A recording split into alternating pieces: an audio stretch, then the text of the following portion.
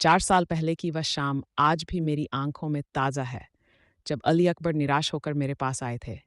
वह बेरोज़गार था, उसकी आंखों में आशा के आंसू थे और वह मुझसे कह रहा था, भाई, कोई रास्ता खोजो, मैं अपने बच्चों को भूखा मरता नहीं देख सकता।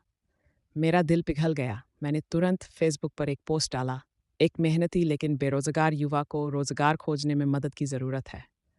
और अल्लाह के हुक्म से कुछ ही घंटों में भाई फैयाज़ अहमद का पैगाम आया।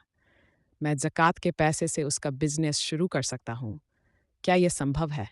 मैंने उत्तर दिया, हाँ, ये इस्लामी दृष्टिकोण से किया जा सकता है। और फिर कुछ ही दिनों में अली अकबर ने एक छोटी-सी बर्गर की दुकान खोल ली। जो आदमी कल तक जगह-जगह ठोकरें खा रहा था, वह कुछ ही दिनों में वैध रोज़गार कमाने में सक्षम हो गया। समय बीतता गया, फैयाज़ भाई दुबई चले गए और मैं अपने जीवन में व्यस्त हो गया। लेकिन आज जब मैं फिर अली अकबर के पास गया, तो नज़ारा कुछ और ही था। बर्गर की वह छोटी-सी दुकान अब एक नियमित ढाबे में बदल गई थी और वहाँ ग्राहकों की भीड़ लगी रहती थी। अली अकबर ने मुझे प्यार से बर्गर खिलाया और चाय पिलाई और फिर बातचीत के दौरान अचानक एक सवाल पूछा, मुफ्ती साहब, क्या आप रमज़ान के राशन पैक के लिए ज़कात लेते हैं? मैंने आश्चर्य से पूछा, क्या आप अब शिक्षक हैं? उसकी आंखों में विनम्रता तो झलक रही थी, लेकिन चेहरे पर एक अजीब सी खुशी थी।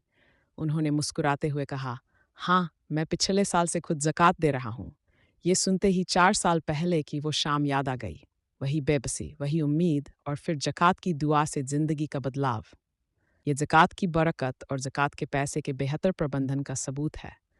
अगर हम अपनी ज़कात को सिर्फ फ़ौरी मदद के बजाय किसी के स्थायी रोज़गार पर लगाएं, तो वह न सिर्फ अपना भरण-पोषण कर सकता है, बल्कि दूसरों की भी मदद कर सकता है।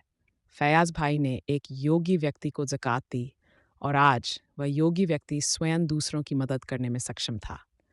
यही ज़कात की असली हिकमत और बरकत है। इस साल ये सिस्टम लॉन्च हो रहा है।